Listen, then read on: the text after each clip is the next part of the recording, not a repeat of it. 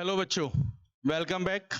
और आज से स्टार्ट कर रहे हैं हम एक न्यू सीरीज, न्यू जर्नी। और इस सीरीज में हम कवर करेंगे आपके क्लास 12 के सिलेबस में, और जहां पर हम जेई लेवल और नीट लेवल की प्रॉब्लम को भी सॉल्व करेंगे। तो आइए स्टार्ट करते हैं। आपका क्लास 12 का first chapter, first unit electrostatic, clear. और ये जो सीरीज है ये आपके बोर्ड लेवल के पॉइंट ऑफ व्यू से भी बहुत इंपॉर्टेंट रहेगी। तो आज का जो टॉपिक है वो है electric charge and its properties, clear. तो आज हम बात करेंगे इलेक्ट्रिक चार्ज के बारे में कि इलेक्ट्रिक चार्ज क्या होता है और इसकी कौन कौन सी प्रॉपर्टीज होती है। तो फर्स्ट टॉपिक हमारे पास आता है इसका, वो है charge. What is a charge? Charge क्या होता है, क्लियर। तो चार्ज को समझने से पहले हमें समझना पड़ेगा कि एटम का स्ट्रक्चर क्या होता है। तो एटम के स्ट्रक्चर को अगर हम देखें कि जो एटम है उसमें बेसिकली तीन पार्टिकल्स मिलेंगे। नंबर फर्स्ट पार्टिकल्स हमारे पास कौन सा होगा?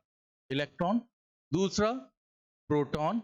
और थर्ड पार्टिकल जो मिलेगा वो कौन सा होगा? न्यूट्रॉन।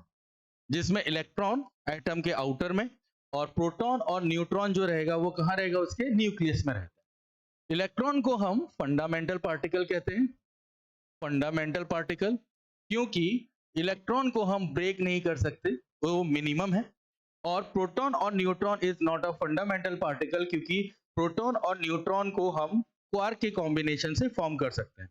तो हम कह सकते हैं कि जो एटम का न्यूक्लियस है उसको हम क्वार्क से फॉर्म कर सकते हैं, क्लियर। तो अगर हम मास पे बात करें तो मास ऑफ इलेक्ट्रॉन होता है 9.1 इंटू 10⁻31 kg। और मास ऑफ प्रोटॉन पे अगर हम बात करें तो ये होता है 1.672 इंटू 10⁻27 kg। और मास ऑफ न्यूट्रॉन पे बात करें तो ये होता है 1.675 इंटू 10⁻27 kg, क्लियर। तो यहां से हमें यह पता चलता है कि जो मास ऑफ प्रोटॉन है इज नियरली इक्वल टू कितना हो जाएगा? मास ऑफ न्यूट्रॉन के, क्लियर। तो हम यहां से तो ये कह सकते हैं कि जो एटम के जो पार्टिकल्स हैं जिससे एटम्स बना है उसके हर पार्टिकल्स में कुछ ना कुछ मास होता है। तो अब एक एक्सपेरिमेंट किया गया कि अगर हम एक इलेक्ट्रॉन को किसी दूसरे इलेक्ट्रॉन से अगर 1 सेंटीमीटर की डिस्टेंस पे प्लेस करें तो क्या होगा। तो हम यहां पर देखते हैं कि जब किसी इलेक्ट्रॉन को दूसरे इलेक्ट्रॉन से 1 सेंटीमीटर की डिस्टेंस पे प्लेस करते हैं तो इसमें एक अट्रैक्शन फोर्स लगना स्टार्ट होता है, क्लियर। इसमें एक क्या लगेगा? अट्रैक्शन फोर्स लगना स्टार्ट होगा। और ये जो अट्रैक्शन फोर्स लग रहा है ये किसके कारण लगता है? तो हम कहेंगे ये लग रहा है ड्यू टू इट्स मास। इसके दोनों जो पार्टिकल्स हैं इसके मास के कारण इसमें क्या लग रहा है? एक अट्रैक्शन फोर्स एक्ट हो रहा है। और ये जो अट्रैक्शन फोर्स होता है इसको हम बोलते हैं ग्रेविटेशनल फोर्स। ग्रेविटेशनल फोर्स बोला जाएगा, क्लियर। और इसकी अगर वैल्यू हम देखें तो nearly is equal to F G हम कहते हैं तो 10⁻⁻67 67 न्यूटन के, क्लियर है। तो ये ग्रेविटेशनल फोर्स क्यों लगा? तो हम कहते हैं ग्रेविटेशनल फोर्स लगता है क्योंकि पार्टिकल के पास क्या है? उसका मास है। लेकिन जब एक्सपेरिमेंट किया गया तो हमने एक चीज और देखी कि इसमें अट्रैक्शन फोर्स के साथ साथ इसी इलेक्ट्रॉन को जब फिर से हमने 1 सेंटीमीटर की डिस्टेंस पे रखा तो इसी पार्टिकल्स के बीच में अट्रैक्शन फोर्स के साथ साथ हमें क्या मिला? रिपल्शन फोर्स भी मिला। अब ये रिपल्शन फोर्स जो था इसको हमने क्या कहा? इस रिपल्शन फोर्स को हमने इलेक्ट्रिक फोर्स बोला, इलेक्ट्रिक फोर्स।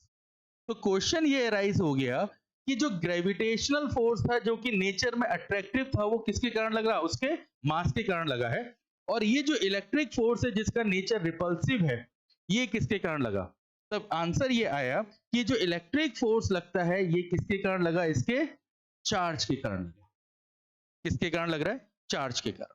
और जब इसकी वैल्यू निकाली गई तो ये जो आपके पास फोर्स निकला ये nearly is equal to 10⁻⁻24 newton था जो कि ग्रेविटेशनल फोर्स से ज्यादा था। तो अब यहां पर हमें एक चीज समझ में आई कि जो इलेक्ट्रॉन है, जो पार्टिकल्स है, इसके पास दो प्रॉपर्टीज है। एक प्रॉपर्टीज है मास, जिसके कारण ये क्या कर रहा है? ग्रेविटेशनल फोर्स एक्ट कर रहा है। और एक और प्रॉपर्टीज है जिसको हम क्या कह सकते हैं, चार्ज, जिसके कारण ये क्या कर रहा है, इलेक्ट्रिक फोर्स प्रोड्यूस कर रहा है। बात समझ में? तो व्हाट इज अ चार्ज? तो हम कहेंगे कि जो भी इलेक्ट्रॉन या जो भी पार्टिकल्स है उसके पास दो प्रॉपर्टी मिलती है, एक प्रॉपर्टी मिलती है मास और दूसरी प्रॉपर्टी कौन सी मिल गई, चार्ज। तो mass is a fundamental property, तो यहां पर चार्ज भी क्या कहलाएगा, एक फंडामेंटल प्रॉपर्टी। तो इलेक्ट्रॉन के पास दो प्रॉपर्टी है, फंडामेंटल प्रॉपर्टी, एक मास है और एक चार्ज।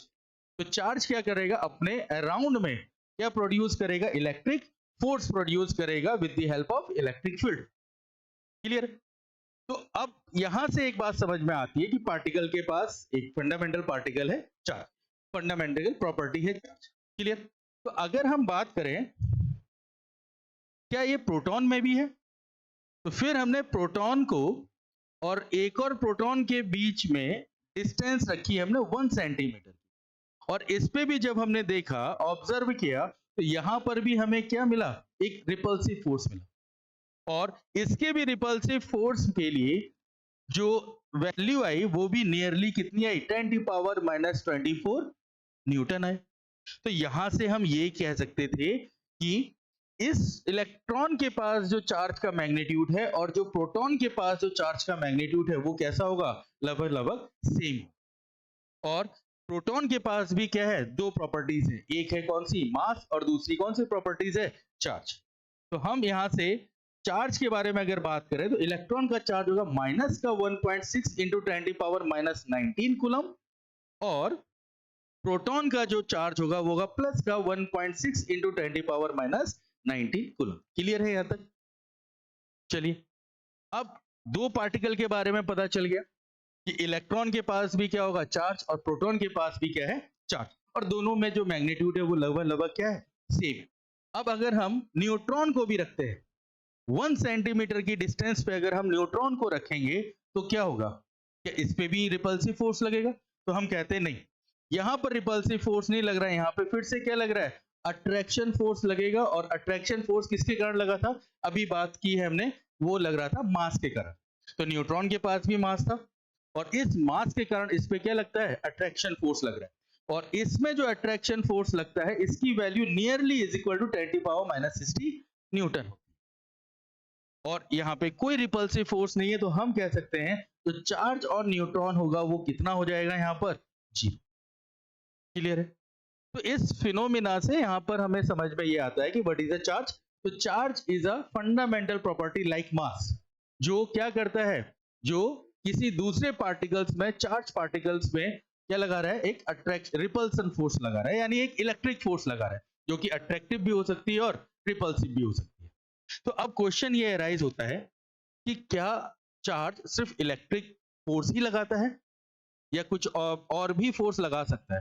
तो अगर हम आगे बात करें कि किसी भी चार्ज पार्टिकल की तीन पोजीशंस हो सकती है। फर्स्ट पोजीशन क्या है, या तो चार्ज पार्टिकल रेस्ट कंडीशन पे रह सकता है, या चार्ज पार्टिकल कांस्टेंट वेलोसिटी से मूव कर सकता है, या फिर चार्ज पार्टिकल क्या कर सकता है, एक्सीलरेटेड मोशन कर सकता है। तो हमने ये देखा कि जब कोई चार्ज पार्टिकल रेस्ट कंडीशन पे होगा तो वो प्रोड्यूस करेगा क्या, इलेक्ट्रिक फील्ड को। मैग्नेटिक फील्ड को प्रोड्यूस नहीं करेगा, इलेक्ट्रोमैग्नेटिक वेव मतलब रेडिएशन को प्रोड्यूस नहीं करेगा। लेकिन ये वही चार्ज पार्टिकल जब कांस्टेंट वेलोसिटी से मूव करना स्टार्ट होगा, कांस्टेंट वेलोसिटी से मूव करेगा, जैसे अगर हमने कहा 2 मीटर पर सेकंड की स्पीड से ही अगर वो मूव करता हुआ जाएगा, तो उस केस में ये इलेक्ट्रिक फील्ड और मैग्नेटिक फील्ड दोनों प्रोड्यूस करेंगे, लेकिन इलेक्ट्रोमैग्नेटिक वेव को ये प्रोड्यूस नहीं करता है। लेकिन अगर वही चार्ज पार्टिकल कैसे मूव कर रहा हो, एक्सीलरेटेड मोशन हो रहा हो, एक्सीलरेटेड मोशन का मतलब ये है कि यही चार्ज पार्टिकल अगर हम देखें तो ये अभी चल रहा है 2 मीटर पर सेकंड से, फिर थोड़ी देर बाद ये चला 4 मीटर पर सेकंड से, तो ये क्या कर रहा है, एक्सीलरेटेड मोशन है। इस कंडीशन पर ये इलेक्ट्रिक फील्ड, मैग्नेटिक फील्ड और इलेक्ट्रोमैग्नेटिक वेव रेडिएशन तीनों को प्रोड्यूस करेगा। तो अब हम ये भी कह सकते हैं कि जो चार्ज होगा वो इलेक्ट्रिक फोर्स, मैग्नेटिक फोर्स भी लगाएगा, और फील्ड कैसा जनरेट कर सकता है अपने अराउंड में, इलेक्ट्रिक फील्ड और मैग्नेटिक फील्ड, और उसके साथ साथ क्या होगा, रेडिएशन को भी इमिट करेगा। क्लियर है यहां तक? तो अब हम यहां से हम इसकी डेफिनेशन बना सकते हैं कि what is a charge. Charge is a fundamental properties of substance by which it experience and produce the electric force या field and magnetic force और field. तो व्हाट इज अ चार्ज? तो चार्ज बेटा ये हो जाएगा कि एक फंडामेंटल प्रॉपर्टीज होती है जो अपने अराउंड में इलेक्ट्रिक फील्ड, मैग्नेटिक फील्ड और रेडिएशन को क्या करेगा? इमिट कराएगा. क्लियर है यहाँ पर? नेक्स्ट टॉपिक देखते हैं. यूनिट ऑफ चार्ज क्या होता है? तो यूनिट ऑफ चार्ज अगर हम बात करें तो यूनिट ऑफ चार्ज को हम कहते हैं कूलम. ठीक, और इसको हम एम्पियर सेकेंड भी कह सकते हैं. ये कहां से आया? ये फॉर्मूला था I is equal to Q by T से. क्लियर? और इसकी एक बिगर यूनिट भी होती है. बिगर यूनिट पे अगर हम बात करें तो वो होती है इसकी फैराडे. फैराडे. ठीक, तो 1 फैराडे इक्वल टू कितना होता है? तो हम कहेंगे 96500 कूलम होता है. क्लियर है? और अगर हम बात करें, और अगर हम बात करते हैं किस पे? स्मॉलर यूनिट पे. स्मॉलर यूनिट पे वो हमारे पास हो जाएगी state coulomb. State coulomb. Coulomb जिसको हम और करके फ्रैंकलिन भी बोलते हैं. फ्रैंकलिन. ठीक है, फ्रैंकलिन. ये ईयर फ्रैंकलिन LIN. क्लियर? तो 1 कूलम इज इक्वल टू होता है 3 इंटू 10⁻⁹ इलेक्ट्रोस्टैटिक यूनिट, और 1 कूलम इज इक्वल टू होगा 1/10 इलेक्ट्रोमैग्नेटिक यूनिट. क्लियर है? बिगर यूनिट आपके पास कौन सी हो जाएगी? फैराडे. और आपकी स्मॉलर यूनिट कौन सी हो जाएगी? आपकी फ्रैंकलिन. इसी तरीके से अगर हम इसका डायमेंशन देखें कि चार्ज का डायमेंशन कितना होगा, तो डायमेंशन पे अगर बात करें तो Q is equal to IT. यहाँ पे हो जाएगा Q is equal to I into T. तो I को हम रिप्रेजेंट करते हैं A से, T टाइम को करेंगे T से. तो इसका जो डायमेंशन हो जाएगा वो कितना हो जाएगा? वो हो जाएगा हमारे पास 80. नेक्स्ट देखते हैं क्या है टॉपिक. नेक्स्ट टॉपिक हमारे पास आता है, मतलब नेक्स्ट हेडिंग जो है वो है हमारे पास टाइप ऑफ चार्ज. तो अब देखिए, हम जानते हैं कि जो इलेक्ट्रॉन है उस पे चार्ज कितना था? माइनस का 1.6 इंटू 10⁻⁹ कूलम. मतलब इलेक्ट्रॉन कैसा हो जाएगा? Negatively charge. और अगर प्रोटॉन पे बात करें तो वो है प्लस का 1.6 इंटू 10⁻⁹ कूलम. तो इसका मतलब ये कौन सा हो जाएगा? पॉजिटिवली चार्ज पार्टिकल हो जाएगा. क्लियर? तो अब हम यहां पर जो बात कर रहे हैं वो ये है कि कोई बॉडी कब पॉजिटिव और कब नेगेटिव होगी. टाइप ऑफ चार्ज का मतलब यहां पर कोई बॉडी कब पॉजिटिव होगी और कब नेगेटिवली चार्ज बॉडी होगी. तो इसको समझने के लिए फिर से हमें एटम के स्ट्रक्चर को समझना होगा. एटम के स्ट्रक्चर पे अगर हम ध्यान दें तो ये हो गया न्यूक्लियस. न्यूक्लियस में मिलेगा आपको प्रोटॉन और न्यूट्रॉन.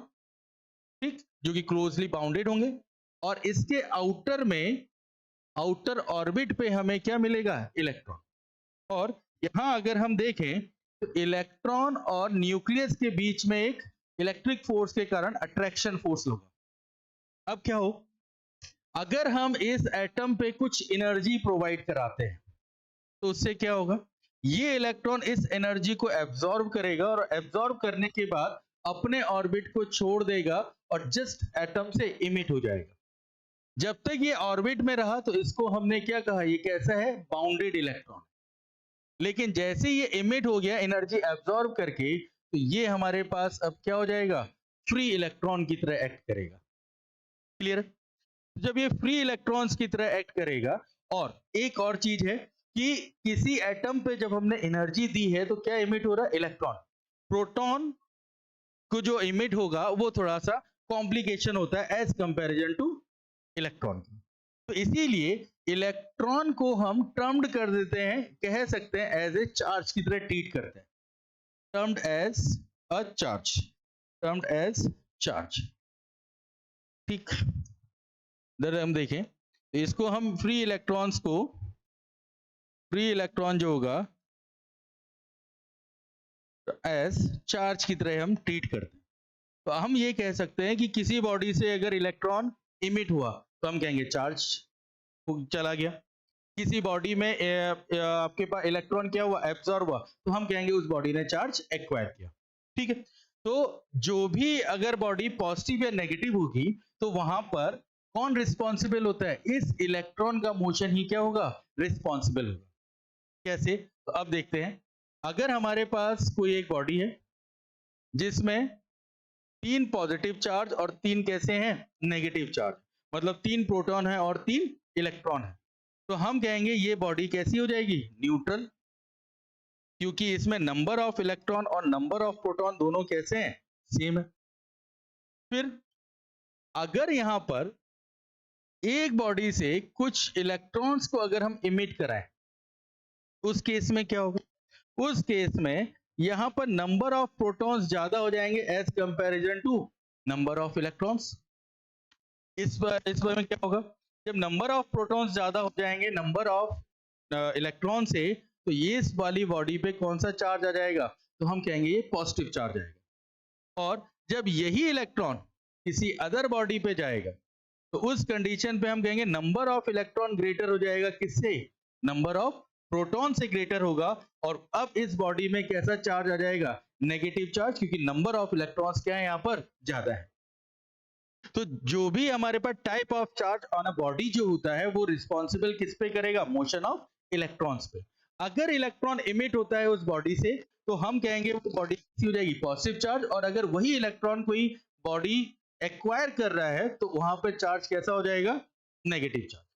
तो यहां से हम कह सकते हैं कि जब कोई बॉडी पॉजिटिव चार्ज होगी तो इसका मतलब ये शो कर रहेगा आपका डिफिशियंसी डिफिशियंसी ऑफ इलेक्ट्रॉन को, डिफिशियंसी ऑफ इलेक्ट्रॉन को ये बता रहा है कि बॉडी आपके पॉजिटिव है। और अगर बॉडी नेगेटिव है तो हम कहेंगे यहां पर ये शो कर रहा है एक्सेस ऑफ इलेक्ट्रॉन, मतलब यहां पर आपके पास नंबर ऑफ इलेक्ट्रॉन्स प्रोटॉन से ज्यादा है, तो बॉडी पे चार्ज कैसा हो जाएगा? नेगेटिव। और नंबर ऑफ इलेक्ट्रॉन्स अगर कम है प्रोटॉन से, तो वहां पर बॉडी में चार्ज कैसा हो जाएगा? पॉजिटिव। और ये जो डिपेंड करता है किस पे करेगा? इलेक्ट्रॉन्स के मोशन पे, कि इलेक्ट्रॉन इमिट हो रहा है या फिर इलेक्ट्रॉन ऑब्जर्व किया जा रहा है। क्लियर है यहां पर बात? तो नेक्स्ट देखें, नेक्स्ट हेडिंग क्या है यहां पर? नेक्स्ट हेडिंग पे हम बात करते हैं प्रॉपर्टीज ऑफ चार्ज, कि चार्ज की कौन कौन सी प्रॉपर्टीज होती है। तो नंबर फर्स्ट प्रॉपर्टीज है चार्ज की, it is a scalar quantity. क्यों स्केलर क्वांटिटी है? क्योंकि हमें सिर्फ और सिर्फ बॉडी में एक्सेस ऑफ इलेक्ट्रॉन है या फिर डिफिशियंसी ऑफ इलेक्ट्रॉन है, इसी को हमें पता करना है। हमें इससे कोई मतलब नहीं है कि इलेक्ट्रॉन किस डायरेक्शन पे जा रहा है या किस डायरेक्शन से आ रहा है। हमें सिर्फ ये पता करना है कि उस बॉडी में टोटल नंबर ऑफ चार्ज कितना है। इसीलिए ये जो क्वांटिटी होगी वो हमेशा कौन सी क्वांटिटी होगी? Scalar quantity. क्लियर है यहां पर? सेकंड आता है हमारे पास चार्ज इज ट्रांसफरेबल। जो चार्ज होता है वो क्या होता है? ट्रांसफरेबल हो सकता है, एक बॉडी से दूसरी बॉडी में ट्रांसफर हो सकता है। लेकिन ये तभी ट्रांसफर होगा जब वो दोनों बॉडी क्या हो? एक दूसरे के साथ टच में हो, या वो दोनों बॉडी किसी एक कंडक्टर से क्या हो? कनेक्टेड हो, तभी चार्ज ट्रांसफर होगा, अदरवाइज चार्ज ट्रांसफर नहीं होगा। जैसे अगर हम बात करें इसी को, यहां पर देखें कि अगर एक बॉडी है ए और एक बॉडी है बी, और दोनों के बीच में कोई भी कनेक्शन नहीं है, तो हम ये नहीं कह सकते कि यहां पर चार्ज ट्रांसफर होगा। तो यहां पे कोई भी चार्ज ट्रांसफर नहीं होगा, ये ए पर। लेकिन अगर हम एक बॉडी को दूसरी बॉडी के साथ कनेक्ट कर दें या कांटेक्ट में रखें, तब हम कहेंगे यहां पे चार्ज क्या होगा? ट्रांसफर हो सकता है। वो ए टू बी भी जा सकता है और बी टू ए। और चार्ज ट्रांसफर होने का मतलब है किसको ट्रांसफर करवाना? इलेक्ट्रॉन्स को ट्रांसफर कराना, क्योंकि मोशन में और सिर्फ क्या मिलेगा हमें? इलेक्ट्रॉन। क्योंकि प्रोटॉन को तो हम इमिट करा नहीं पाएंगे, तो हमें सिर्फ क्या मिलता है? इलेक्ट्रॉन, जो इजीली इमिट हो जाएगा। लेकिन अगर हम क्या करें, किसी कंडक्टर को किसी एक कंडक्टर वायर के साथ भी अगर हम कनेक्ट कर दें, ठीक, ए और बी अगर हम बात करें, तो भी यहां पर भी क्या होगा? चार्ज का ट्रांसफर होगा एक बॉडी से दूसरी बॉडी पे। अब कैसे होगा? तो हमेशा याद रखिएगा, जो हमारे पास ट्रांसफर हो रहा है वो किसका हो रहा है? इलेक्ट्रॉन का ट्रांसफर हो रहा है। और इलेक्ट्रॉन का जो ट्रांसफर होता है वो होता है हाई कंसंट्रेशन ऑफ इलेक्ट्रॉन से to low concentration of electron, low concentration of electron. ठीक, जिस बॉडी में नंबर ऑफ इलेक्ट्रॉन्स ज्यादा होंगे उस बॉडी से इलेक्ट्रॉन ट्रांसफर होगा दूसरी बॉडी पे जहां पे नंबर ऑफ इलेक्ट्रॉन्स कम होंगे। क्लियर? अगर हम यहां पर बात करें कि इस वाली बॉडी में ये पॉजिटिव चार्ज है और ये वाली बॉडी कैसी है आपके पास, नेगेटिव चार्ज, तो अब कहां से कहां ट्रांसफर होंगे, तो इस वाले पे क्या होगा, नंबर ऑफ प्रोटॉन ग्रेटर होगा किससे, नंबर ऑफ इलेक्ट्रॉन से, और इसमें हम कहेंगे नंबर ऑफ इलेक्ट्रॉन ग्रेटर होगा किससे, नंबर ऑफ प्रोटॉन से। तो हम कह सकते हैं कि कंसंट्रेशन ऑफ इलेक्ट्रॉन बी में ज्यादा है, तो जो ट्रांसफर होगा वो कहां से कहां होगा, बी टू ए में ट्रांसफर होगा। बात क्लियर?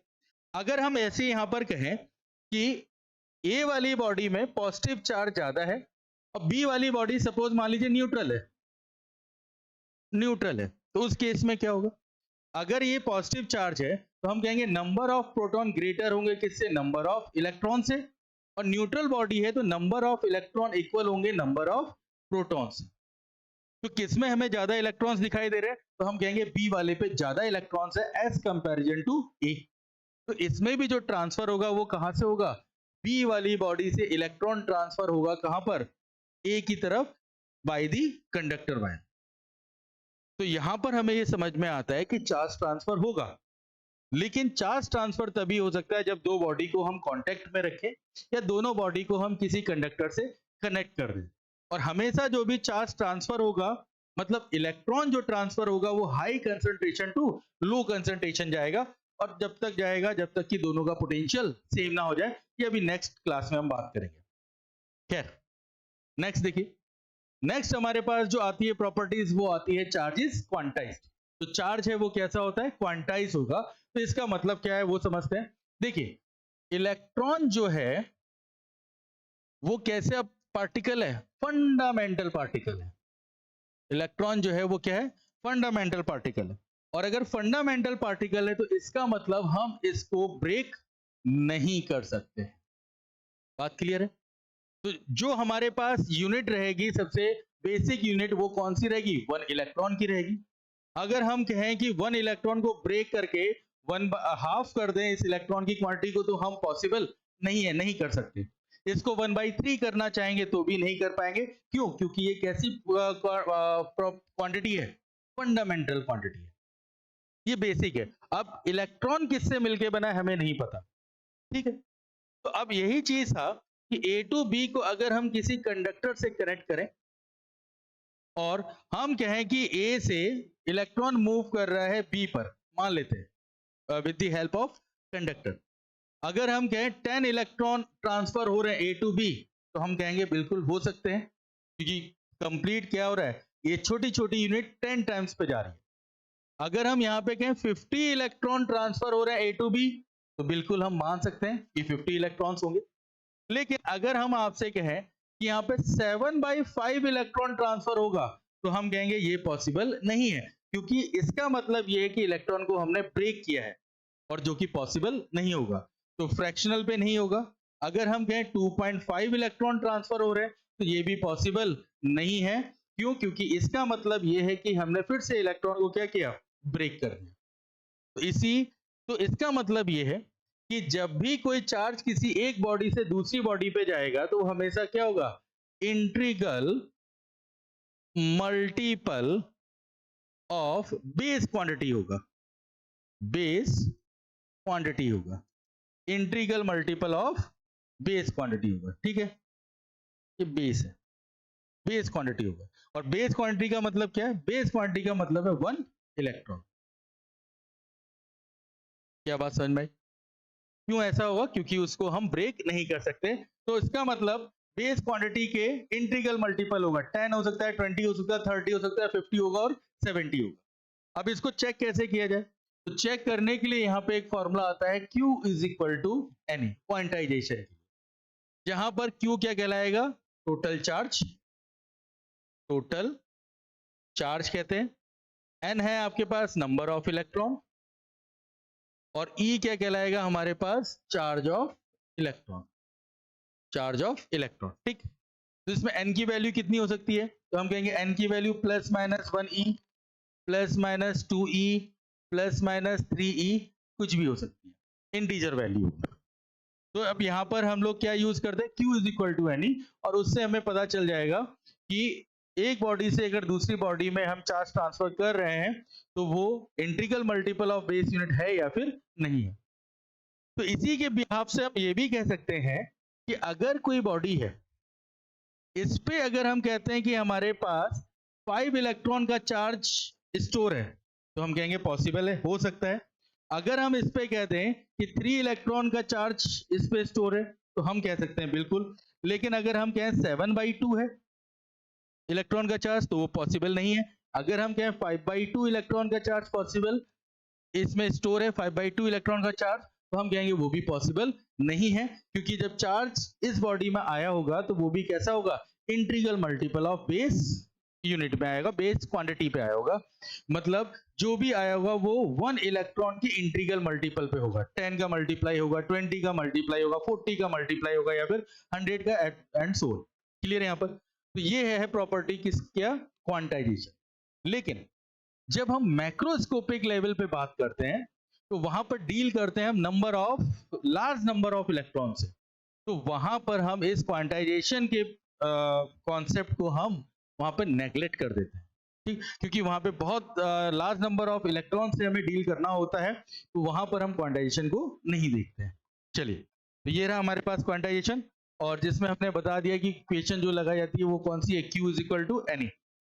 जब भी हम Q is equal to n e का फॉर्मूला यूज करेंगे तो हमेशा हम विदाउट साइन यूज करते हैं, यहाँ पर हम साइन को नहीं रखेंगे। तो कुछ न्यूमेरिकल करते हैं इस पे बेस्ड। नंबर फर्स्ट न्यूमेरिकल है हमारे पास, क्या है, the number of electrons that must be removed, number of electrons that must be removed from an electrically neutral silver dollar to give a charge of plus 2.4 coulomb is clear। मतलब हमारे पास ये रहा silver dollar मान लीजिए, ठीक है, और ये स्टार्टिंग में क्या है, न्यूट्रल है, स्टार्टिंग में कैसा है, न्यूट्रल है। अब वो ये कह रहा है कि हमें कितने इलेक्ट्रॉन को रिमूव करना पड़ेगा ताकि इस पे चार्ज कितना आ जाए, पॉजिटिव का 2.4 कूलम आ जाए। मतलब अब हम इसमें से इलेक्ट्रॉन इमिट कराना स्टार्ट करेंगे और फाइनली इस पे जो चार्ज आ जाएगा वो आ जाएगा प्लस का 2.4 कूलम आ जाएगा। तो इसका मतलब हमें क्या फाइंड करना है, हमें नंबर ऑफ इलेक्ट्रॉन्स ही तो फाइंड करने हैं। तो नंबर ऑफ इलेक्ट्रॉन्स किससे रिप्रेजेंट करेंगे, n से। तो फॉर्मूला हमारे पास कितना हो जाएगा, Q is equal to n e. Q का मतलब हो जाएगा 2.4, n हमें फाइंड करना है, और charge of electron without sign 1.6 into 10 power minus 19। तो यहाँ से n की वैल्यू कितनी आ जाएगी, n इज इक्वल टू जाएगा 1.6 इंटू 10 पावर, यहाँ से वैल्यू आ जाएगी आपके पास 2.4 अपॉन 1.6 इंटू 10 पावर माइनस 19। उसको हम सॉल्व करेंगे तो 2.4 बाई 1.6 इंटू 10 पावर कितना जाएगा, प्लस का 19, पॉइंट टू पॉइंट उठाइए, ये हो जाएगा 8 2 टाइम्स, 8 का 3 टाइम्स, और 2 से करेंगे तो 1.5 इंटू 10 पावर कितना, प्लस 19 नंबर ऑफ इलेक्ट्रॉन्स हमें रिमूव करने पड़ेंगे इस सिल्वर डॉलर से, तब जाकर के इसमें चार्ज कितना मिलेगा, प्लस का 2.4 कूलम। प्लस क्यों, क्योंकि इलेक्ट्रॉन्स इमिट हुआ है, तो number of protons is greater than number of electrons, इसीलिए इस पे चार्ज कैसा मिलेगा, हमें पॉजिटिव चार्ज मिलेगा, और वैल्यू कितनी होगी 1.5 इंटू 10 पावर प्लस 19। क्लियर। चलिए नेक्स्ट न्यूमेरिकल देखते हैं इसी में। नेक्स्ट न्यूमेरिकल क्या है, if a body gives out 10 power 9 electrons पर सेकेंड, अगर हम एक सेकेंड में कितने इलेक्ट्रॉन्स इमिट करवा रहे हैं, 10 पावर 9 इलेक्ट्रॉन्स इमिट करा रहे हैं, how much time, time find करना है हमें, how much time is required to get a total charge of 1 coulomb. तो किसी बॉडी में 1 कूलम चार्ज हो जाए उसके लिए हमें कितना टाइम लगेगा। तो इसके लिए तो सबसे पहले हमें नंबर ऑफ इलेक्ट्रॉन्स फाइंड करने होंगे। सपोज मानिए ये एक बॉडी है, इस बॉडी से हमने इलेक्ट्रॉन्स इमिट करा है, तभी तो इसका चार्ज कितना होगा, 1 कूलम। तो सबसे पहले तो हमें नंबर ऑफ इलेक्ट्रॉन्स फाइंड करने होंगे। जब नंबर ऑफ इलेक्ट्रॉन्स फाइंड हो जाएंगे तो एक इलेक्ट्रॉन इमिट हो रहा है, यानी एक सेकेंड में इलेक्ट्रॉन इमिट हो रहा है 10 पावर 9, तो टोटल कितने इलेक्ट्रॉन्स इमिट होंगे तो वो हमें टाइम फाइंड हो जाएगा। तो सबसे पहले हम फाइंड करते हैं n, तो q is equal to again formula use करेंगे ne, q की जगह हो जाएगा 1 कूलम, n हमें फाइंड करना है, ये जाएगा 1.6 इंटू 10⁻⁻19, तो n इज इक्वल टू हो जाएगा 1/1.6 इंटू 10⁻⁻19, तो इसकी वैल्यू हो जाएगी 6.25 इंटू 10⁻18। इतने नंबर ऑफ इलेक्ट्रॉन्स हमें क्या करने पड़ेंगे, इमिट कराने पड़ेंगे, तब बॉडी में कितना चार्ज मिलेगा, 1 कूलम का चार्ज। क्लियर है? तो अब कितना टाइम होगा, तो हम जानते हैं 10⁻9 इलेक्ट्रॉन्स अगर इमिट कराने हैं कितने सेकंड में, 1 सेकंड में, तो 1 इलेक्ट्रॉन्स इमिट होगा कितने सेकंड में, 1/10⁻9 सेकंड में। और टोटल हमें करवाने कितने, 6.25 इंटू 10⁻18, तो ये कितने निकलेगा, 6.25 इंटू 10⁻18 डिवाइडेड बाई 10⁻9, और जब इसको सॉल्व करेंगे तो वैल्यू आ जाएगी हमारे पास 6.25 इंटू 10⁻9। क्लियर? इतने सेकेंड में हमारे पास 6.25 इंटू 10⁻18 इलेक्ट्रॉन्स क्या हो जाएंगे, इमिट हो जाएंगे।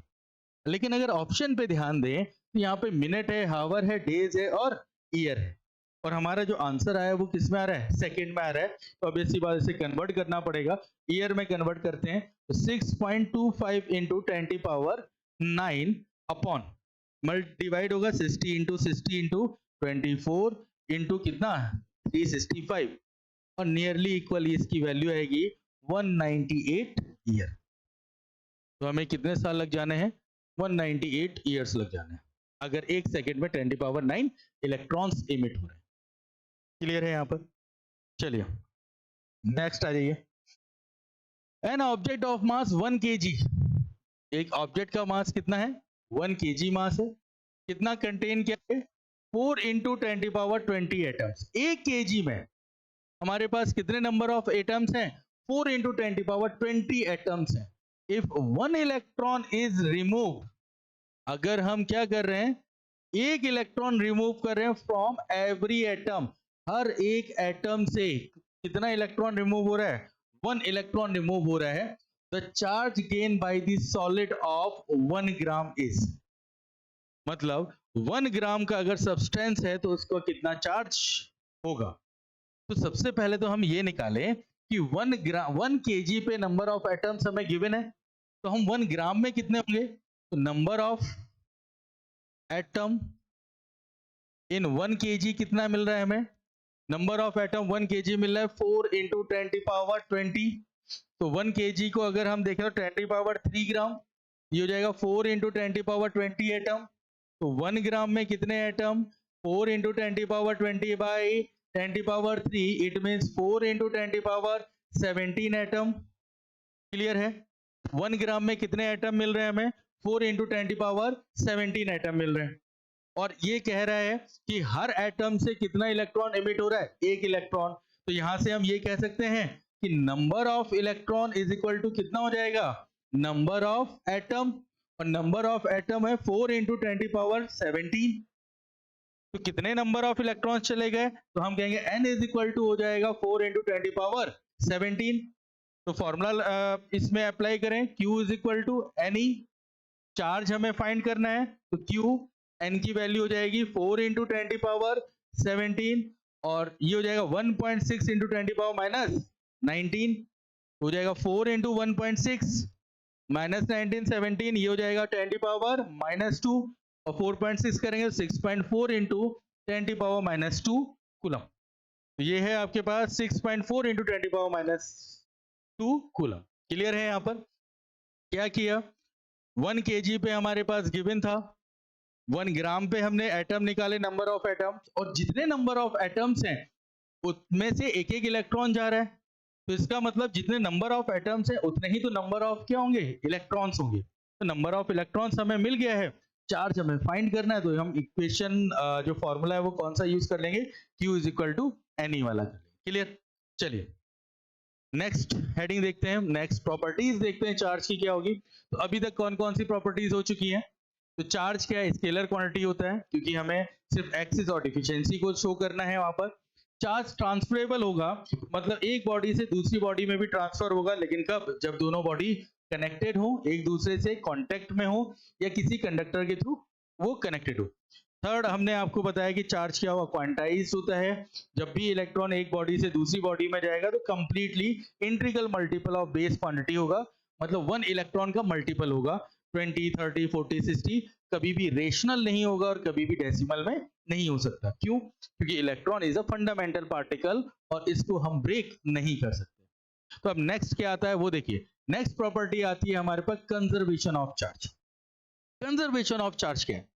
कंजर्वेशन ऑफ चार्ज ये है कि अगर हमारे पास कोई आइसोलेटेड सिस्टम है, और वो चाहे वन बॉडी का सिस्टम हो, टू बॉडी सिस्टम हो, थ्री बॉडी सिस्टम हो, फोर बॉडी सिस्टम हो, लेकिन कैसा होना चाहिए वो सिस्टम? आइसोलेटेड होना चाहिए, एक सिस्टम क्रिएट होना चाहिए।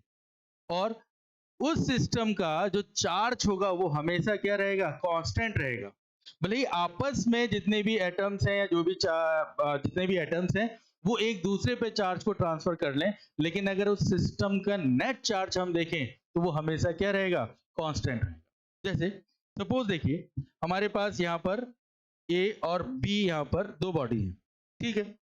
तो A body is not a isolated, B body is not a isolated, लेकिन अगर दोनों को हम एक सिस्टम की तरह एक्ट करें तो हम कहेंगे कि ये क्या बना? एक आइसोलेटेड सिस्टम बना, वो भी किसका? टू बॉडी का। अगर हम कहते हैं कि ए पर जो चार्ज है पॉजिटिव, चार्ज है पॉजिटिव पॉजिटिव पॉजिटिव पॉजिटिव, ठीक है, और बी पे जो चार्ज है पॉजिटिव नेगेटिव पॉजिटिव नेगेटिव, तो टोटल चार्ज कितना हो जाएगा? ए पे चार्ज हो जाएगा 4e और बी पे चार्ज कितना हो जाएगा? 0। तो इस सिस्टम का टोटल चार्ज कितना आ गया? तो Q is equal to system का टोटल चार्ज आ गया 4e। क्लियर? अब दोनों को हमने कांटेक्ट पे रखा, ए और बी। जब हमने कांटेक्ट पे रखा तो क्या होगा? बी में इलेक्ट्रॉन्स की कंसंट्रेशन ज्यादा है, तो चार्ज कहां से मूव कर रहा है? बी टू ए। तो अगर हम यहाँ पे कहते हैं प्लस प्लस प्लस प्लस, और दो इलेक्ट्रॉन यहाँ पर आ गए और यहाँ पे सिर्फ क्या बचे? दो। तो अब इस ए पे चार्ज कितना होगा? ये तो पॉजिटिव नेगेटिव न्यूट्रलाइज हो जाएगा, ये पॉजिटिव नेगेटिव न्यूट्रलाइज हो जाएगा, तो यहाँ पर क्या बचेगा? 2e। और यहाँ पर भी कितने पॉजिटिव चार्ज हैं? 2, तो यहाँ पर भी कितना हो जाएगा? 2e। तो टोटल चार्ज अभी भी कितना मिल रहा है इसका? 4e। पहले कितना था? 4e। बाद में भी कितना आया इस सिस्टम का? 4e। तो अगर कोई आइसोलेटेड सिस्टम है, 2 बॉडी, 3 बॉडी, 4 बॉडी, तो उसमें क्या होगा? हमेशा जो चार्ज रहेगा वो क्या रहेगा? कंजर्व रहेगा। हो सकता है एक बॉडी दूसरे बॉडी में चार्ज ट्रांसफर करे, दूसरी तीसरी बॉडी में चार्ज ट्रांसफर करे। जैसे अगर सपोज हम देखें ये एक सिस्टम है, एक बॉडी ये है, एक बॉडी ये, एक बॉडी ये, और ये ए है, ये बी है, और ये क्या है? सी। ए टू बी ट्रांसफर हो सकता है, बी टू सी ट्रांसफर होगा, लेकिन ट्रांसफर होने से पहले इस सिस्टम का टोटल चार्ज और ए टू बी और बी टू सी में जब चार्ज ट्रांसफर हो गया है उसके बाद इस सिस्टम का चार्ज वो हमेशा क्या रहेगा? कांस्टेंट रहेगा। और इसी को हम क्या बोलते हैं? Conservation of total charge on an isolated system remains constant.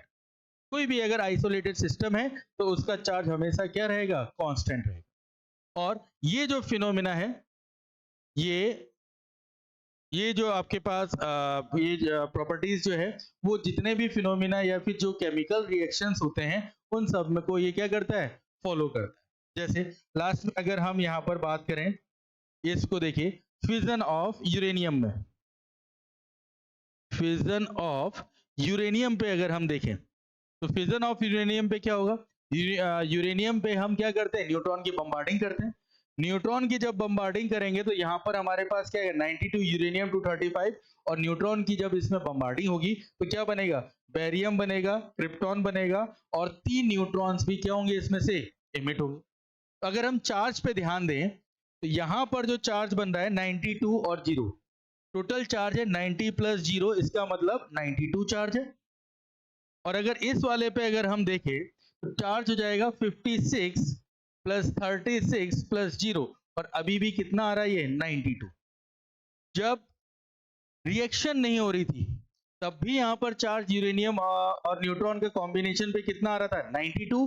और जब रिएक्शन होके ये डिफरेंट डिफरेंट पार्टिकल्स या एटम्स पे जब वो ब्रेक हुआ है तब भी उसमें जो टोटल चार्ज है वो कितना आ गया है? 92। तो चार्ज रिमेन्स कांस्टेंट।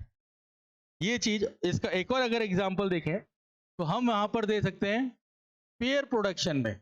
अगर हम ध्यान दें, देखें एक और, पेयर प्रोटेक्शन पे भी कंजर्वेशन ऑफ चार्ज को क्या करेगा, ये फॉलो करेगा, ओबे करेगा। तो इसमें क्या होता है, एक गामा फोटोन को अगर हम एटम पे इंसिडेंट करते हैं तो वहां से एक इलेक्ट्रॉन और एक पॉजिट्रॉन के पेयर प्रोड्यूस होते हैं। तो गामा फोटोन है, ये तो वैसे ही न्यूट्रल है, इसमें कोई चार्ज नहीं होगा, न्यूट्रल है, चार्ज नहीं होगा। लेकिन अगर यहां देखें तो एक पॉजिट्रॉन है, प्लस का ई माइनस का ई, और टोटल चार्ज कितना हो जाएगा, 0। इसी तरीके से अगर पेयर एनिहिलेशन पे अगर हम देखें, एनिहिलेशन पे देखें, इक्वेशन पे अगर ध्यान दें, तो इसमें क्या होगा, एक इलेक्ट्रॉन जब एक पॉजिट्रॉन के साथ कोलाइड होता है, कंबाइन होगा, तो यहां पर क्या बनाएगा, 2 गामा फोटॉन्स बनाता है।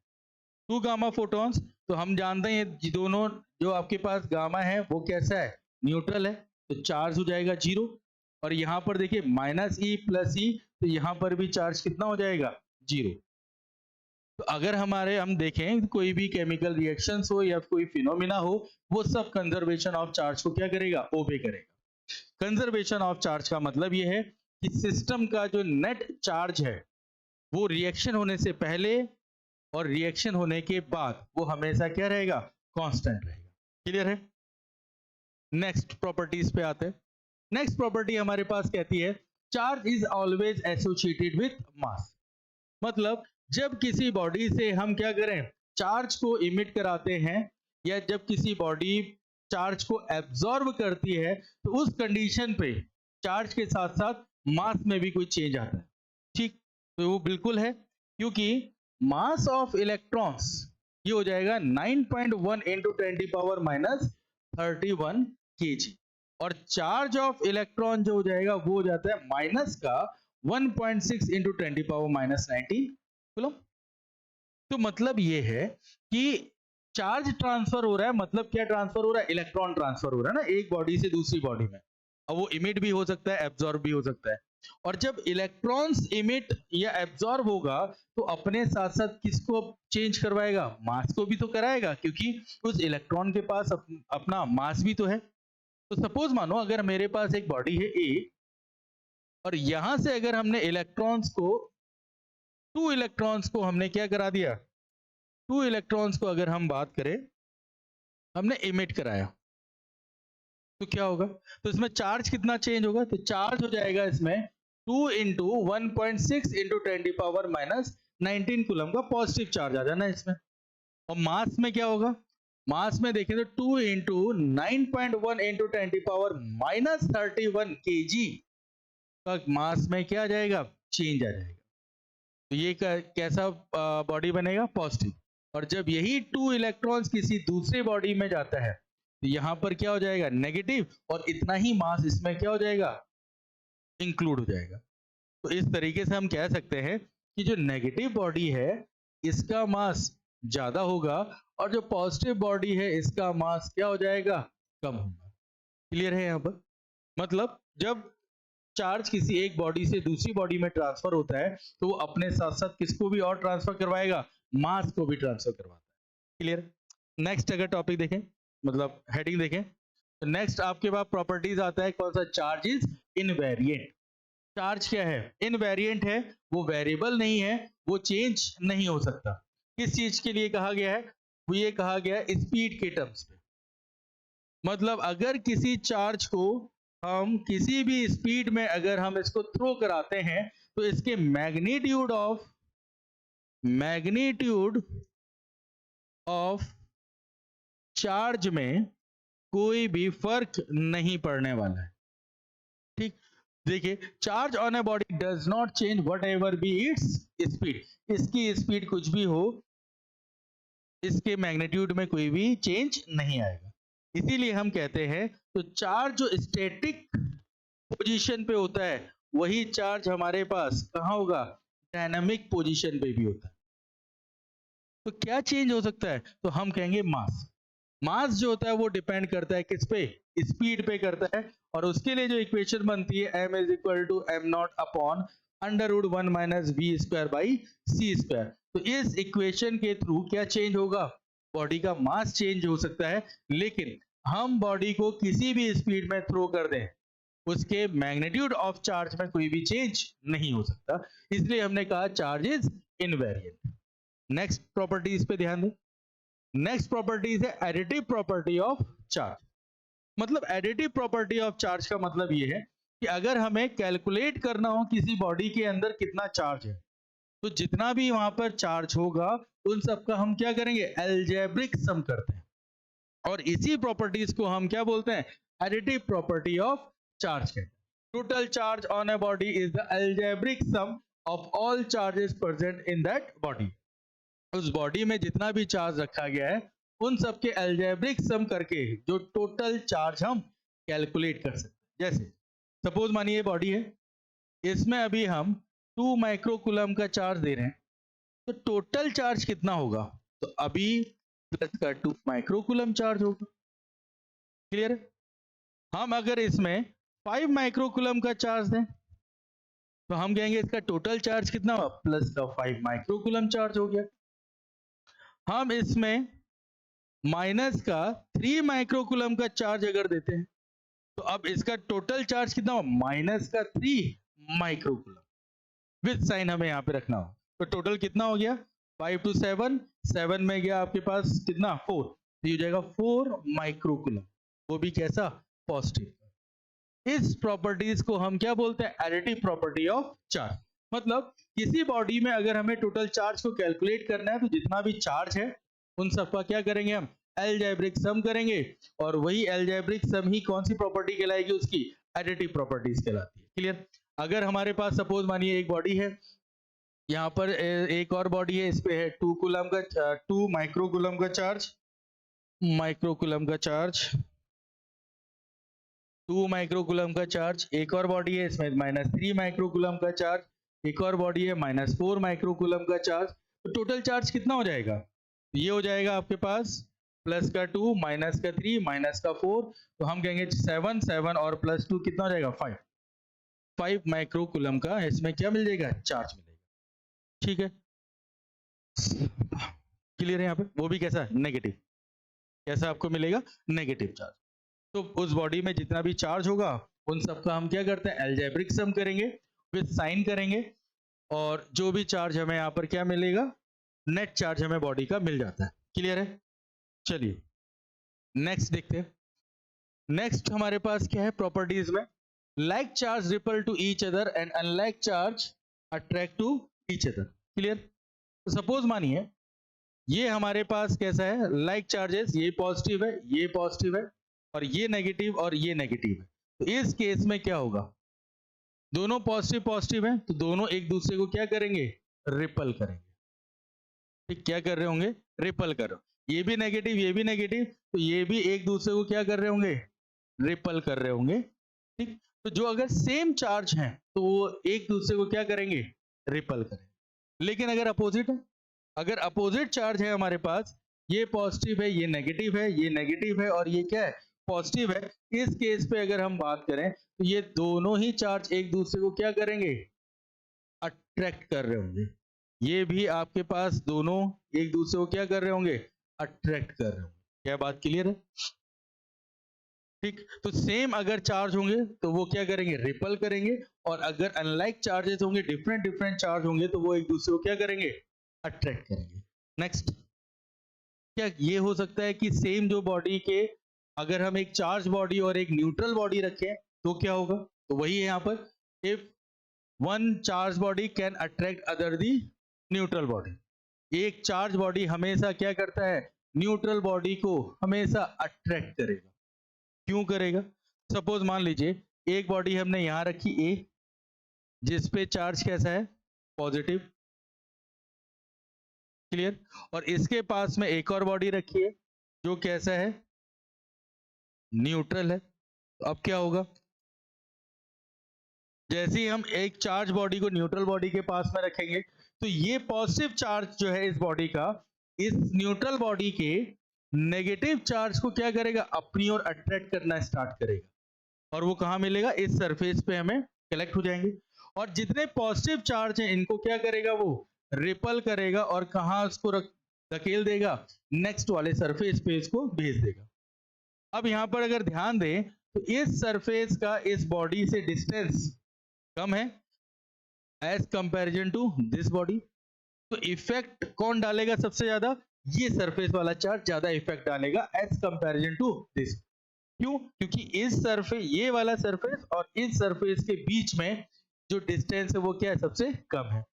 और अगर हम इन दोनों सरफेस पे ध्यान दें तो ये है पॉजिटिव और ये क्या है? नेगेटिव। तो इसका मतलब दोनों के बीच में जो फोर्स लग रहा होगा वो फोर्स कैसा लगेगा? अट्रैक्टिव फोर्स लग रहा होगा। तो यहां से हम ये कह सकते हैं कि कोई भी चार्ज बॉडी जो है वो हमेशा न्यूट्रल बॉडी को क्या करेगी? अट्रैक्ट करेगी। भले ही इस पॉजिटिव की जगह यहाँ पे नेगेटिव रख लेते तो यहाँ पर क्या आता है? पॉजिटिव, यहाँ क्या आ जाता है? नेगेटिव। क्लियर? तो हमेशा चार्ज बॉडी एक न्यूट्रल बॉडी को क्या करेगी? अट्रैक्ट करेगी। नेक्स्ट आता है, अगर दो सिमिलर चार्ज हैं क्या वो दोनों एक दूसरे को अट्रैक्ट कर सकते हैं? तो हम कहेंगे हाँ, कर सकते हैं। अगर हम क्या करें, एक पॉजिटिव चार्ज और दूसरी बॉडी भी पॉजिटिव चार्ज है तो वो क्या एक दूसरे को अट्रैक्ट कर सकती है? तो हम कहते हैं हाँ, कर सकता है, लेकिन उसकी कंडीशन ये है कि अगर इस पे चार्ज कैपिटल क्यू, इस पे चार्ज कैसा है? स्मॉल क्यू, और कैपिटल क्यू के जो मैग्नीट्यूड है वो स्मॉल क्यू से ज्यादा है, तो उस कंडीशन में ये दोनों बॉडी एक दूसरे को क्या कर रही होंगी? अट्रैक्ट कर रही होंगी, एज ना कि रिपल कर रही होंगी। बात समझ में आ रही है यहाँ पर? तो दो सिमिलर चार्ज बॉडी एक दूसरे को अट्रैक्ट कर सकती हैं, बट जो दोनों में जो मैग्नीट्यूड है इसमें डिफरेंस ज्यादा होना चाहिए। तो क्या डिसिमिलर जो है वो क्या रिपल कर सकती है एक दूसरे को? तो हम कहेंगे नहीं, डिसिमिलर चार्ज कभी भी एक दूसरे को रिपल नहीं कर पाए। तो ये बात क्लियर हो गई। तो नेक्स्ट देखते हैं।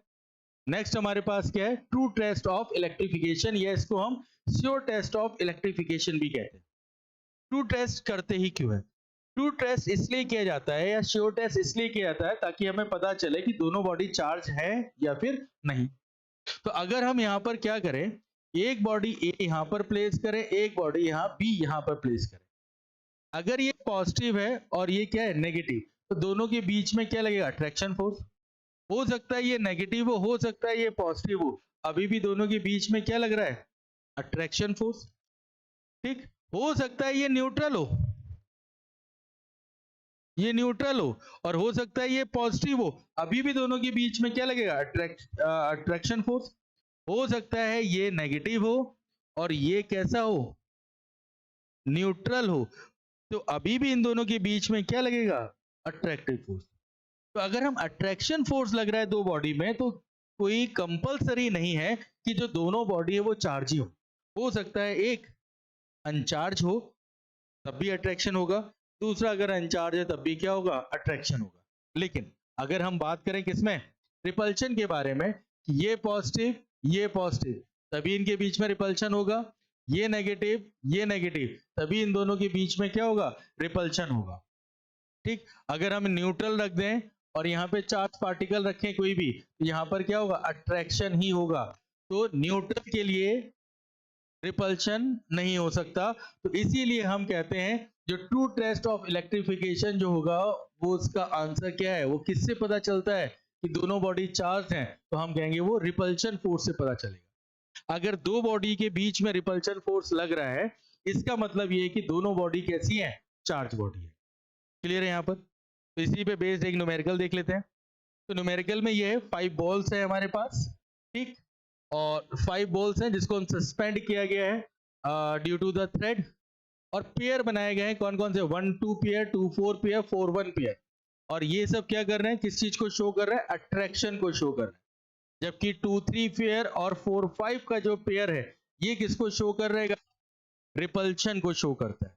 ठीक है, तो अब हमें ये बताना है कि जो फर्स्ट वाला जो पार्टिकल है, बॉल जो है हमारे पास फर्स्ट, वो क्या होगा? Positively charge, negatively charge, neutral, या फिर डाटा इनसफिशिएंट। जो फर्स्ट वाली बॉल है वो पॉजिटिव है, नेगेटिव है, न्यूट्रल है, या फिर कैसा है? डाटा इनसफिशिएंट है, हम नहीं बता सकते। तो कैसे करेंगे? तो सपोज मानो ये पेयर है 1 2, 1 2 पेयर क्या कर रहा है? अट्रैक्शन, इनके बीच चल रहा है अट्रैक्शन। 2 4 यहां पर भी क्या हो रहा है? अट्रैक्शन। 4 1 अट्रैक्शन, 2 3 रिपल्शन, 4 5 भी क्या हो जाएगा? रिपल्शन। तो अब देखिए अट्रैक्शन है, तो सपोज मान लेते हैं इसको पॉजिटिव। अगर ये पॉजिटिव है तो 2 को क्या होना पड़ेगा, नेगेटिव। अगर यहाँ 2 नेगेटिव है तो यहाँ पर भी 2 कितना हो जाएगा, नेगेटिव। तो 4 को क्या आना होना पड़ेगा, पॉजिटिव। 4 अगर पॉजिटिव है तो यहाँ पर भी 4 को क्या होना पड़ेगा, पॉजिटिव। तो अट्रैक्शन के लिए 1 को क्या होना पड़ेगा, नेगेटिव। पहले हमने क्या देखा था, 1 को हमने कंसिडर किया था पॉजिटिव बॉडी, लेकिन फाइनली हमें यहाँ पर क्या मिल रहा है, नेगेटिव बॉडी। अगर हम चेंज कर लेते हैं, 1 को कर लेते हैं क्या, नेगेटिव, तो 2 को क्या करना पड़ेगा हमें, पॉजिटिव। 2 पॉजिटिव यहां पर भी होगा। अगर 2 पॉजिटिव है तो फोर्थ बॉडी जो है वो कैसी हो जाएगी, मस्ट बी नेगेटिव। तो फोर्थ यहां पर भी नेगेटिव, तो फर्स्ट यहां पर फिर से क्या हो जाएगा, पॉजिटिव। कंसीडर किया था नेगेटिव, आया क्या यहाँ पर, पॉजिटिव। ये तो चेंज हो रहा है बार बार। तो इसी बिहाफ में हम ये कह सकते हैं कि जो फर्स्ट वाली बॉडी है ये बॉडी कैसी होगी, अनचार्ज बॉडी होगी।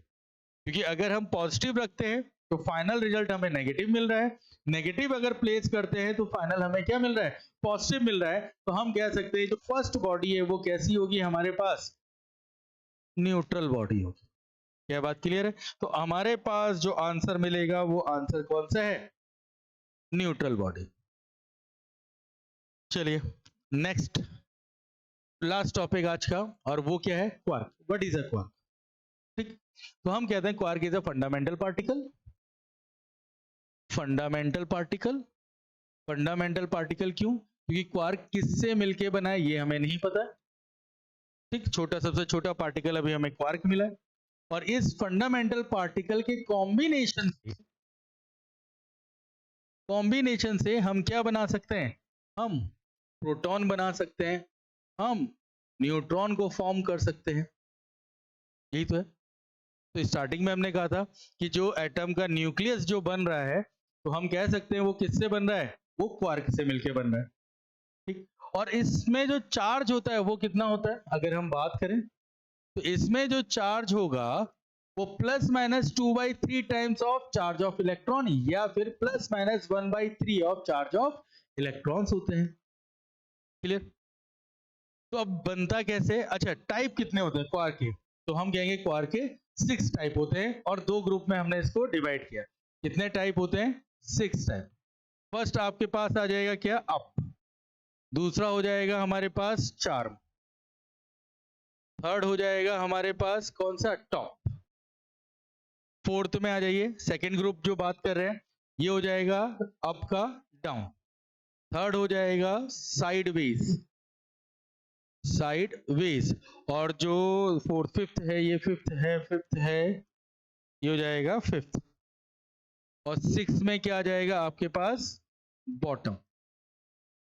क्लियर है? तो ऊपर वाला जो आपके पास ग्रुप है इसको रिप्रेजेंट करते हैं किससे, यू से, और नीचे वाले को रिप्रेजेंट किससे करते हैं हम, डी से।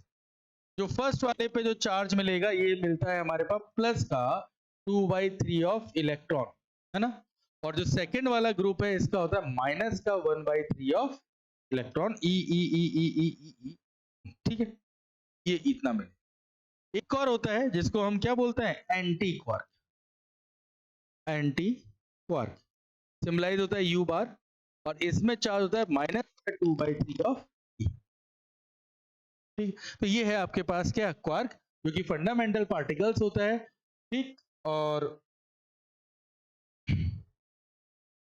जो कि क्या होगा, एक फंडामेंटल पार्टिकल होगा, और इसकी हेल्प से हम लोग क्या बना सकते हैं, कॉम्बिनेशन प्रोटॉन और न्यूट्रॉन बना सकते हैं। और एक और चीज है, क्वार्क कभी भी सिंगल नहीं मिलता है, हमेशा वो क्या मिलेगा, ग्रुप में आपको मिलता है।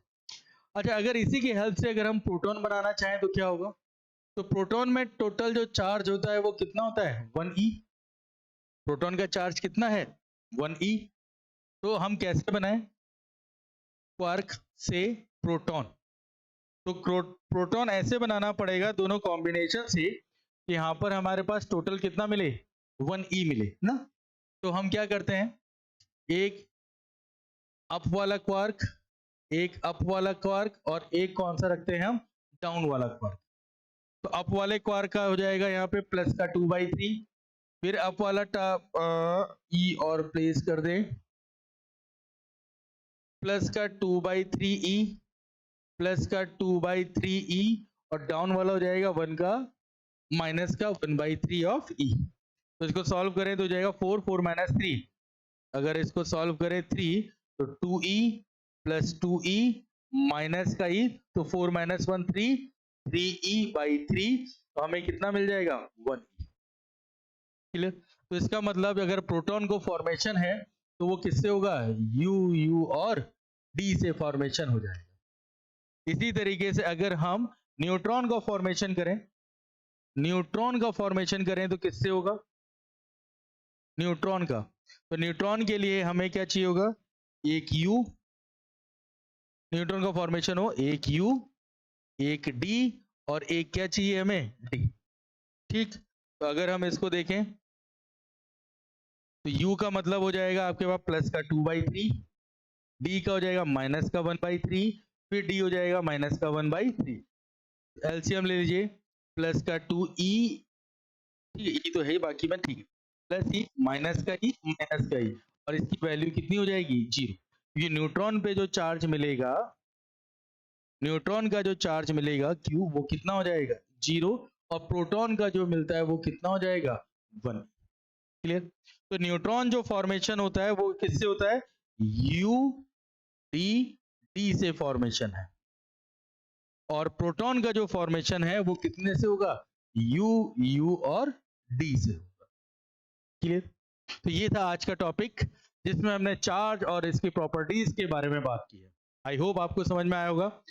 जल्द मिलते हैं एक नए टॉपिक के साथ, तब तक के लिए थैंक यू।